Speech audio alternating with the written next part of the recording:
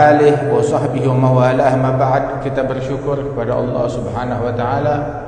Pada malam hari ini Allah taala hadirkan kita, baik dengan jasad bagi yang hadir ataupun yang mengikuti melalui virtual.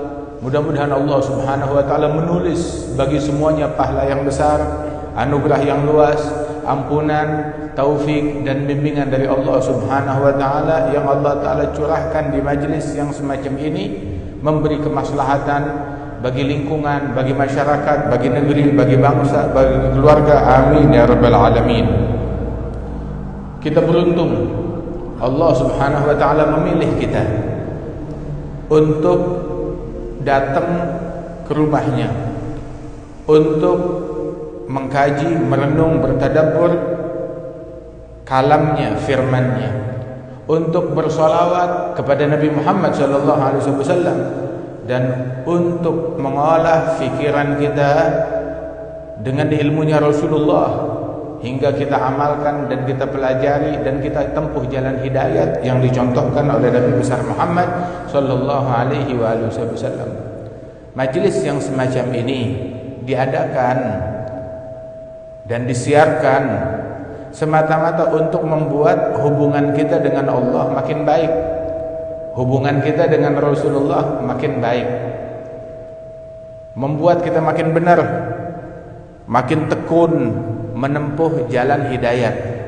Majlis yang semacam ini dibuat agar kita makin perhatian dengan sholat 5 waktu, makin perhatian dengan sholat jamaah, makin perhatian dengan tahajud, dengan qiyamul lail, makin perhatian dengan duha dan witir, makin perhatian untuk memakmurkan masjid, makin perhatian dengan tilawatul Quran.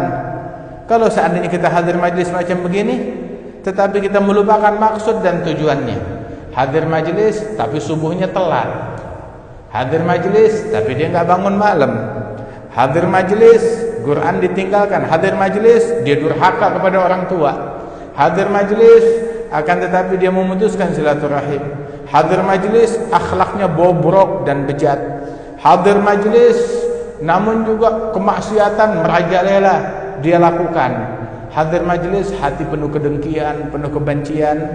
Maka apa manfaat daripada majlis tersebut? Rasulullah SAW beliau bersabda, man izdada ilman wa lam yazdad huda lam yazdad minallah illa bu'da. Barang siapa yang bertambah ilmu tapi tidak bertambah hidayat, maka dia tambah jauh dari Allah Subhanahu wa taala. Rasulullah SAW beliau mendidik umatnya, mendidik sahabatnya, mendidik keluarganya untuk teguh, untuk istiqamah di dalam beramal, walaupun dalam keterbatasan dari sisi fasilitas dan lain sebagainya. Sehingga disebutkan bahwasanya walam yazal lil haqqi fi ijtihadi wa ba'da fardil ghazwi wal jihadi ma garra fi dhillin wala biladi illa 'alal kuffar fi qitali wa ma madha hatta aqama ad-dina wa sara sahlan wadihan mubina falam takhaf ummatuhu futuna bal usimu fil jam'i an dhalali. Beliau Nabi Muhammad SAW senantiasa giat dalam dakwahnya, dalam jihadnya, dalam memberikan pengajarannya, sampai dikatakan di dalam syamilnya Rasulullah, la tarahu illa ghadian aw raiha kana galil rahah.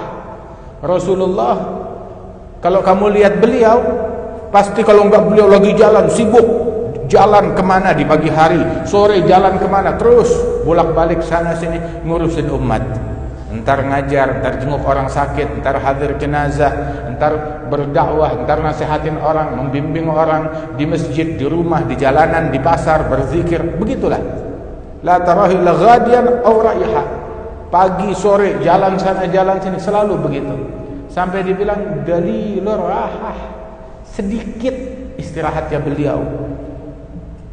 Sibuk waktunya, siang membina, mendidik, mengajar, menuntun umat. Malam hari dihabiskan untuk Allah Subhanahu wa taala.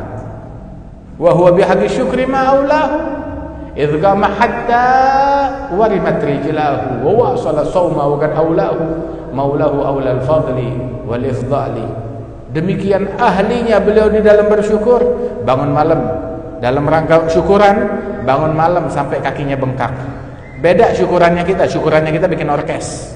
Syukurannya Nabi Muhammad bangun malam sampai kakinya bengkak. Syukurannya kita lebih mirip kufuran. Tapi syukurannya Nabi Muhammad bangun malam sampai kakinya bengkak sallallahu alaihi wa alihi wasallam. Beliau hidup dalam kesederhanaan, dalam keterbatasan, dalam segala hal. Sampai lebih dari 2 bulan dapurnya Rasulullah tidak ada api yang menyala. Lebih dari 2 bulan, 3 bulan dapurnya Nabi Muhammad nggak ada api yang menyala, kompor tidak nyala. Terus makannya apa? Aswadain. Aswadain, air dan kurma. Hanya itu yang dimakan selama 2 bulan sampai 3 bulan. Sallallahu alaihi wa alihi wasallam. Ketika wafat meninggal dunia, baju perangnya digadaikan di tangan seorang Yahudi. Jadi digadaikan untuk nebus, untuk beli gandum. Jadi ini digadaikan baju perangnya Rasulullah untuk ngambil gandum beberapa liter. Siti Aisyah bilang waktu Rasulullah meninggal di rumah kita nggak ada apa-apa, cuma ada sisa gandum, mungkin kalau ditakar 1 genggam atau 2 genggam di sebuah toples di wadah. Nah itu saya setelah wafatnya Rasulullah, saya masak ngambil dari gandum tersebut, saya ambil 1 genggam masak. Pikir 2 hari habis, besokannya saya ambil lagi, masih ada. Hari ketiga terus 4 hari, 5 hari, seminggu, 2 minggu, 3 minggu, nggak habis-habis. Hampir sebulan. Saya penasaran, tempatnya kecil, harusnya 2 hari habis, ini hampir sebulan nggak habis-habis. Akhirnya saya tumpahkan, begitu saya tuang semuanya isi toples tersebut, ditakar, ditimbang, terus saya balikin lagi, besoknya habis. Subhanallah, andaikan nggak ditimbang nggak bakalan habis. Berkahnya Nabi besar Muhammad sallallahu alaihi wa alihi wasallam. Hidup dalam kesederhanaan, dalam keberkahan pada diri beliau ataupun keluarga beliau. Mungkin makanan kurang,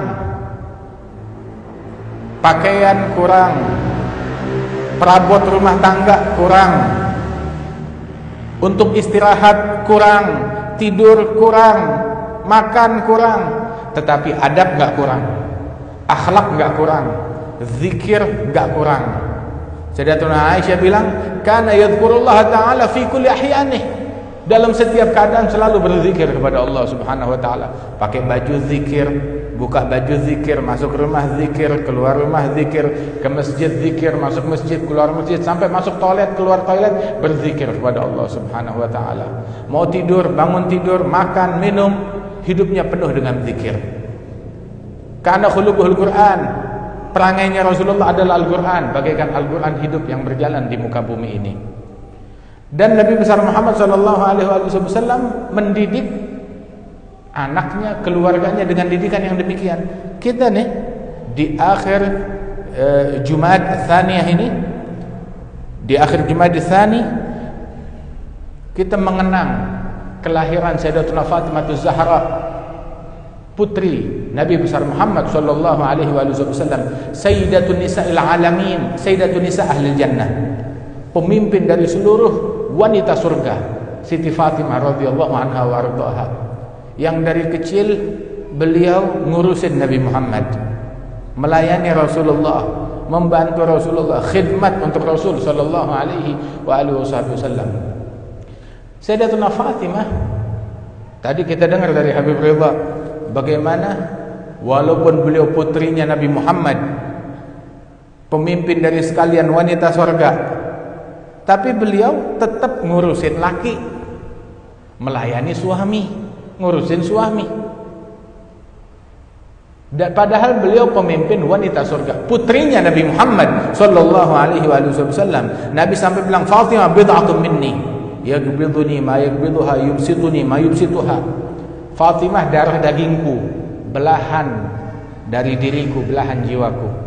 Barang siapa yang membuat dia senang berarti membuat saya senang, membuat dia marah berarti membuat saya marah, kata Rasulullah Shallallahu Alaihi Wasallam. Tapi beliau masih ngurusin lakinya, melayani suaminya, khidmat untuk suaminya. Bukan cuma sekedar khidmat yang ringan, khidmat yang berat untuk suaminya. Tahu khidmat yang apa? Dia menggiling gandum dengan tangan sucinya. Putri Nabi Muhammad menggiling gandum buat roti untuk suaminya, sampai tangannya lecet. Saking banyaknya pekerjaan rumah yang beliau kerjakan, tangannya lecet. Akhirnya datang kepada Rasulullah SAW, niatnya mau minta pembantu buat bantuin di rumahnya. Mau ngadu kepada Rasulullah minta pembantu. Dengar Rasulullah SAW punya dan memberi beberapa sahabat. Maka datang ke situ pas Rasulullah nggak ada di rumah. Akhirnya pulang balik. Ketika balik ke rumahnya malam hari, mereka lagi mau tidur, udah di atas ranjang. Ranjangnya Siti Fatimah dan Sayyidina Ali bukan spring bed, bukan kasur yang tebal, kulit kambing yang diisi dengan jerami. Bantalnya juga demikian. Nggak lama mereka udah mau tidur, datang Rasulullah masuk. Ketika Rasulullah masuk, mau bangun mereka, harus bilang tetap di tempat kalian. Nabi duduk di antara mereka, di antara Sayyidina Ali dan Siti Fatimah. Sampai itu Sayyidina Ali bilang, kami merasakan dinginnya kaki Rasulullah yang bersentuhan dengan kaki kami, kata mereka. Kemudian Rasulullah bilang, ya Fatimah, tadi engkau datang ke rumahku, ada perlu apa? Apa yang bisa saya bantu? Sebelah-sebelahan rumahnya Nabi dengan rumahnya Siti Fatimah, nyambung sebelah-sebelahan. Kalau tahajud, Rasulullah membangunkan Siti Fatimah suruh tahajud juga, diteriakin dari balik rumah. Siti Fatimah akhirnya bilang, ya Rasulullah, ya, saya tadinya ke sana mau minta pembantu buat ngebantuin saya melakukan pekerjaan rumah, ngegiling gandum, yang mana pekerjaannya ini berat, pekerjaan rumah. Saya perlu bantuan, kalau ada pembantu yang bisa ngebantuin saya. Nabi bilang, saya udah janjikan buat orang lain, bukan buat kita, saya udah kasih buat orang lain. Nabi memberi buat orang, sedangkan beliau sendiri kekurangan. Kemudian Nabi bilang, tapi kalau engkau mau, saya berikan sesuatu yang lebih baik daripada pembantu. Apa yang kau berikan ya Rasulullah? Bilang, ini kamu sudah di kasur, sudah di ranjang, mau tidur.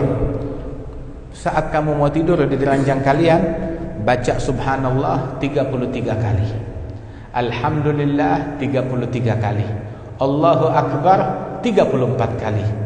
Kamu baca ini subhanallah 33, alhamdulillah 33, Allahu Akbar 34 kali. Itu lebih baik daripada pembantu yang kalian dapatkan. Bilang radhina, kita terima. Dan itu yang mereka lakukan. Itu ulama bilang yang mengamalkan ini semua diberikan kekuatan fit tubuhnya, hingga diberikan tambahan kekuatan seperti kalau dia diberikan kekuatan pembantu yang ngebantu dia. Buat apa kekuatan tersebut? Buat mudahin kita qiyamul lail, tahajud, pekerjaan rumah dan lain sebagainya. Mudahin kita hadir majelis, mudahin kita untuk taat, mudahin kita untuk baca Al-Quran. Itu dia. Sayyidina Ali bin Abi Thalib bilang, sejak saat itu saya nggak pernah tinggal ini tasbih, ini tasbihat ahlul bait yang dipesankan oleh Rasulullah Sallallahu Alaihi Wasallam. Ini udah zikir pamungkasnya ahlul bait sebelum tidur yang dipesankan turun temurun dari leluhur mereka sampai kepada Nabi Muhammad. Sayyidina Ali bilang, saya nggak pernah tinggal, tiap hari saya baca sebelum tidur. Nggak pernah sekalipun kamu tinggal, nggak pernah. Wala lailatus siffin, waktu perang Siffin lagi sibuk-sibuknya, kamu nggak tinggalkan? Bilang, saya nggak tinggalkan, tapi waktu itu memang kita dalam keadaan genting, sibuk. Saya lupa disibukkan untuk membacanya di awal malam, saya nggak sempat. Tapi di akhir malam saya baca subhanallah 33, alhamdulillah 33, Allahu Akbar 34 kali. Nggak pernah ditinggalkan oleh mereka zikir tersebut. Nah, kita baca ini zikir. Kali dengan berkat ini zikir, terbantu kita untuk qiyamul lail, terbantu kita untuk tahajud. Sebab banyak orang mau tahajud, mau qiyamul lail susah. Kayaknya tuh kalau buat qiyamul lail bukan prioritas, kerjaan prioritas, makan prioritas, cari rezeki prioritas, nonton sinetron prioritas, ngobrol dengan rekan-rekan, dengan tamu prioritas. Tapi qiyamul lail, tahajud bukan prioritas. Kalau ada yang mesti dikorbankan, qiyamul lail yang dikorbankan. Sampai dia bilang, saya enggak qiyamul lail karena semalam tidur kemalaman ada tamu. Karena semalam saya sibuk kerja, semalam saya sibuk ngerjain tugas dari kantor dan lain sebagainya. Kalau ada yang mesti dikorbankan, bukan tahajud yang dikorbankan, korbankan yang lain. Korbankan kesibukan duniawi kita, korbankan kesibukan apapun yang bisa menjegal kita dari qiyamul lail. Hatta majlis ilmu mulia utama, tapi khudh min hadzal ilm qadar la yadur bil ibadah. Ambil dari ilmu ini dengan kadar yang enggak membahayakan ibadat kita, tidak membahayakan qiyamul lail kita. Kalau kamu lihat talib ilm la yuhafiz ala qiyamul lail wala ala salatil jamaah fanfud yadaka min. Kalau kamu lihat santri penuntut ilmu doyan majelis tapi enggak hadir qiyamul lail, enggak salat jamaah, tidak qiyamul lail, maka cuci tangan dari dia. Jangan taruh harapan. Orang macam begini bukan membela agama. Ini calon-calon orang yang ngancurin agama kayak begini. Na'udzubillahi min dzalik. Al-Habib Abdullah bin Umar Syatiri, beliau bilang, la yakun talib ilm man lam yuhafiz ala qiyamil lail wala ala salatil jamaah wala ala salatul duha wala ala salatil witir. Enggak pantas menyandang gelar santri. Orang kalau dia enggak bangun malam, dia enggak sholat duha, enggak sholat jamaah, enggak sholat witir, jangan ngaku santri yang kayak begitu. Katanya beliau radhiyallahu anhu arba.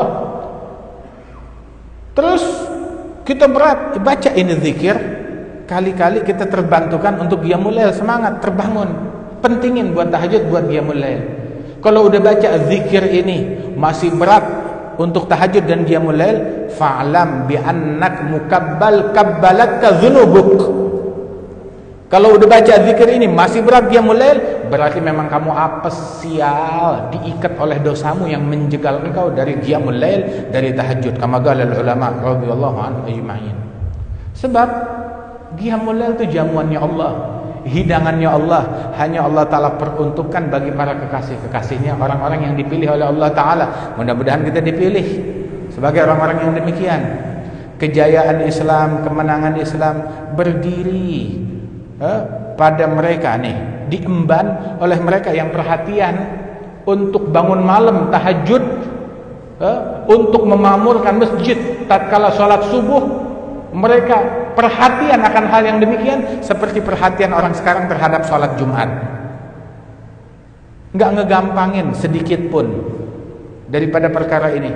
Dan ini memang bukan perkara yang mudah, bukan perkara yang ringan, bukan perkara yang remeh.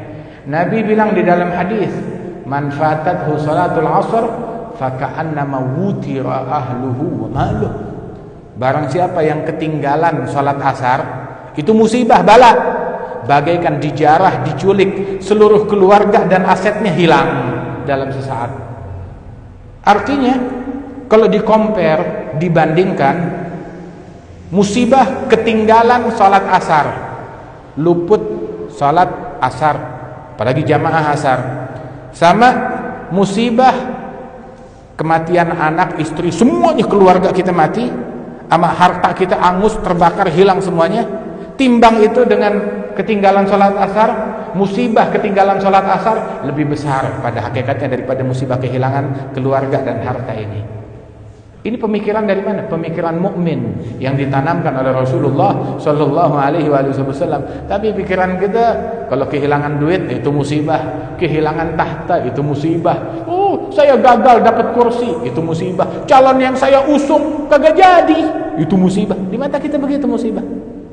Tapi musibah yang sebenarnya adalah ketika kita ketinggalan takbiratul ihram bersama imam, ketinggalan salatul jamaah, ketinggalan qiyamul lail. Ini musibah yang sebenarnya. Rasulullah sallallahu alaihi wasallam membekali putrinya, datang pengen dunia, untuk membantu, padahal dunianya juga buat akhirat. Diajarkan, diberikan zikir. Sekali lagi datang Siti Fatimah kepada Rasul sallallahu alaihi wasallam, dengar Nabi Muhammad ada dapat kiriman kambing banyak, datang kepada Rasulullah pengen minta kambing seekor atau 2 ekor. Dia bilang, ketika datang kepada Rasulullah, Rasul bilang, ya Fatimah, kalau engkau mau saya kasih, tapi yang sekarang saya udah janjikan kepada fulan dan fulan, kalau kamu mau saya kasih nanti kiriman yang berikutnya. Atau kata Rasulullah, saya berikan yang lebih baik daripada kambing, daripada hewan ternak. Dia bilang, saya mau yang lebih baik dari hewan ternak. Nabi ngajarkan, baca ya, kalau kamu punya hajat, doa, baca ya awwalal awwalin, ya akhiral akhirin, ya dzal quwwatil matin, ya rahimal masakin, wa ya arhamar rahimin. Panggil Allah dengan 5 nama ini, ya awwalal awwalin, wahai yang maha terdahulu, ya akhiral akhirin, yang paling abadi, ya dzal quwwatil matin, yang maha kuat, ya rahimal masakin, yang menyayangi orang-orang miskin. Siapa orang miskin? Kita miskin. Wa ya arhamar rahimin, wahai yang maha penyayang. Doa kepada Allah awali dengan 5 ini untuk dikabulkan doa. Yang punya hajat, baca 5 hal ini. Dia datang pengen dunia, pengen minta kambing, dikasih yang lebih baik, yang lebih abadi, yang lebih langgeng. Allahumma ya awwalal awwalin, ya akhiral akhirin, ya dzal quwwatil matin, ya rahimal masakin, wa ya arhamar rahimin. Irham jam'ana hadza. Mudah-mudahan Allah taala merahmati perkumpulan kita ini. Sayyidatuna Fatimah radhiyallahu anha wa ardhaha, beliau wanita yang paling mulia, orang yang masuk surga, wanita surga. Teladan mereka, pemimpin mereka Siti Fatimah. Maka dia bilang Sayyidatun Nisa Ahlil Jannah, Sayyidatun Nisa'il Alamin, pemimpin wanita surga. Jadi wanita yang berjodoh dengan surga, teladan mereka Siti Fatimah. Wanita yang berjodoh dengan surga, panutan mereka, pemimpin mereka adalah Siti Fatimah. Nah sekarang pertanyaannya, kaum wanita kita wanita surga atau bukan? Kalau ngaku wanita surga, semua bisa mengklaim. Tapi kan wanita surga, pemimpin mereka Siti Fatimah. Apakah wanita kita menjadikan Siti Fatimah sebagai pemimpin mereka? Apakah Siti Fatimah memimpin wanita kita di dalam berpakaian? Atau pakaian wanita kita dipimpin oleh artis? Atau pakaian wanita kita dipimpin oleh penyanyi? Atau pakaian wanita kita dalam berpakaian mereka dipimpin oleh orang-orang kafir, oleh orang-orang bejat yang seumur hidupnya nggak pernah sujud buat Allah Ta'ala? Siapa yang memimpin wanita kita dalam berpakaian, dalam bermake up, dalam menjaga batasan antara laki dan perempuan dengan yang bukan muhrim? Siapa yang memimpin wanita kita di dalam berucap, di dalam berakhlak, di dalam bersikap? Wanita surga, pemimpin mereka Siti Fatimah radhiyallahu anha wa ardhaha. Wa hadhihi Siti Fatimah, beliau ketika Rasulullah sallallahu alaihi wasallam wafat, meninggal dunia dalam keadaan sakaratul maut, Siti Aisyah cerita, masuk datang Siti Fatimah menjenguk Rasulullah di akhir hayatnya Nabi Muhammad. Wallah inna mishyataha mishyatun Nabi, katanya Siti Sayyidatuna Aisyah. Jalannya Siti Fatimah betul-betul plek mirip dengan jalannya Nabi Muhammad. Jalannya betul-betul cara jalannya Rasulullah sallallahu alaihi wasallam. Istimewa. Datang kemudian mendekat kepada Rasulullah. Terus Rasulullah melihat kesedihan di wajah Siti Fatimah. Terus dipanggil, sini ya Fatimah. Mendekat Siti Fatimah, dibisikkan sesuatu oleh Nabi Muhammad. Ketika dibisikkan suatu kata-kata, maka Siti Fatimah langsung menangis terseduh-seduh. Baru menangis, tahu-tahu dipanggil, sini, belum selesai, mendekat lagi, dibisikkan sebuah kalimat, tahu-tahu tertawa, tersenyum lebar. Siti Aisyah melihat hal yang demikian, Dia bilang, sungguh saya nggak pernah melihat tangis dan tawa yang sedemikian dekatnya. Habis nangis langsung ketawa. Nangisnya belum kelar udah ketawa. Penasaran, begitu selesai, pas mau keluar Siti Fatimah, Siti Aisyah narik, wahai Fatimah, Rasulullah bilang apaan?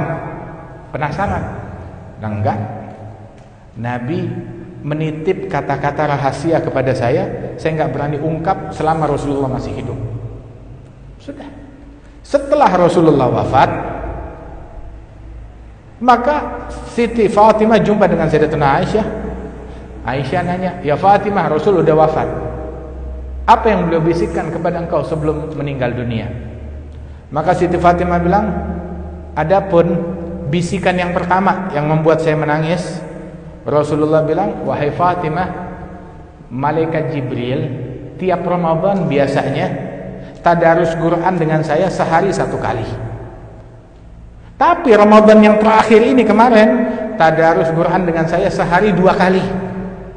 Isyarat apa? Kayaknya saya nggak bakal ketemu Ramadan yang berikutnya.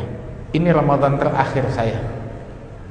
Dan ini adalah sebuah sinyal kalau saya bakalan meninggal sebentar lagi, kata Rasulullah. Nah, itu yang membuat saya menangis, nggak kebayang ditinggal oleh Rasulullah.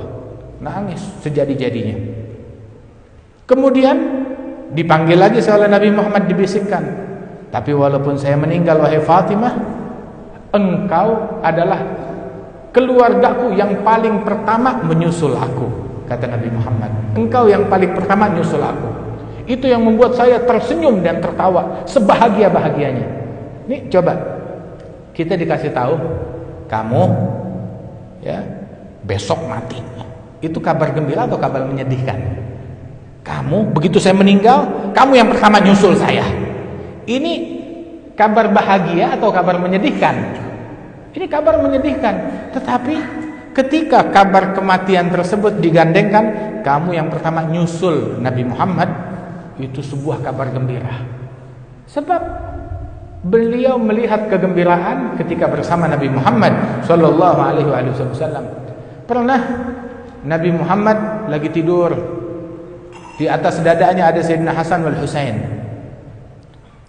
Tahu-tahu Sayyidina Hasan atau Sayyidina Husain mengompol di tubuhnya Rasulullah.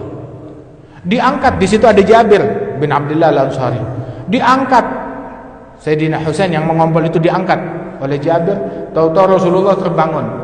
Kenapa terbangun? Sebab waktu Husain diangkat, dia ngompol, dia nangis. Rasulullah terbangun, bilang, malak ya Jabir, kenapa kamu angkat dia wahai Jabir? Dia bilang, ya Rasulullah, as-sabibal, bayi ini, anak kecil ini, dia mengompol kena baju kamu. Bilang, dah, biarkan. Ama ta'lam, tidakkah kamu tahu bahwasanya aku dan kedua putraku ini, Al-Hasan wal Husain, wa ummuhuma, dan ibunda mereka tuh yang lagi di dalam kamar tuh, di dalam ruangan sebelah situ tuh, Siti Fatimah, wa dzakan naim, aku Al-Hasan wal Husain dan ibunda mereka Siti Fatimah, dan tuh orang yang lagi tidur di pojok situ. Siapa yang lagi tidur? Sayyidina Ali bin Abi Thalib lagi tiduran di pojok. Saya, Hasan, Husain, Fatimah dan Ali bin Abi Thalib besok di surga fi makanin wahid, di tempat yang sama, kata Rasulullah sallallahu alaihi wasallam. Kami besok di tempat yang sama, kata baginda Nabi besar Muhammad sallallahu alaihi wasallam. Dan Sayyidina Jabir ini orang yang istimewa, memang sangat dekat dengan keluarganya Rasulullah sallallahu alaihi wasallam. Sekali itu Nabi Muhammad,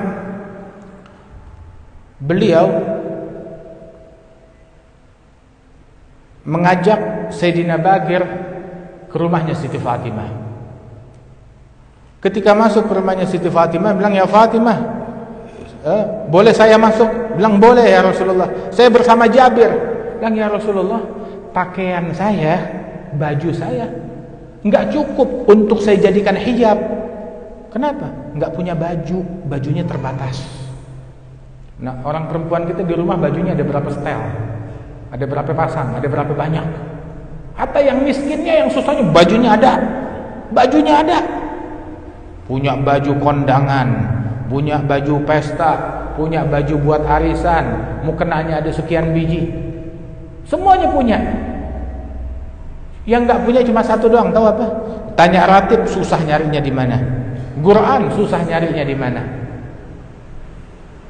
Sayyidatuna Fatimah bilang, boleh aja, tapi saya mau nutupin diri saya agar tertutup dengan rapat, nggak cukup bahannya. Itu yang menjadi konsepnya mereka, nutup aurat dengan benar. Maka Rasul bilang, ya Fatimah, ini kerudungnya pakai di sini, lipat ke bagian ini ke sini. Dia bilang, masih belum bisa ya Rasulullah. Akhirnya Rasul masuk, pakai begini, seperti ini, hingga tertutup dengan rapat. Baru duduk di situ. Masuk Sayyidina Jabir bin Abdullah Al-Ansari. Subhanallah, wanita suci, wanita yang mulia, yang jadi pikiran dia adalah nutup aurat dengan benar.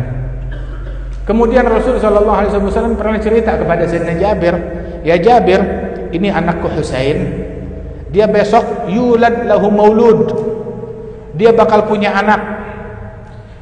Idza kana yaumul qiyamah, apabila datang hari kiamat, dikumandangkan panggilan yang berbunyi liyagum sayyidul abidin fayagum waladu hada.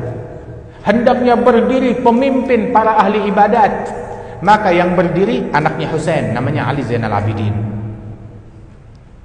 Kemudian Ali Zainal Abidin yulad lahu maulud ismuhu ka ismi, dia punya anak namanya sama seperti saya, yabgarul ilma, dia memiliki keilmuan yang sangat besar. Al-Imam Muhammad Al-Baqir bin Ali Zainal Abidin, yang membentangkan ilmu ke seluruh penjuru dunia, guru besar dalam keilmuan.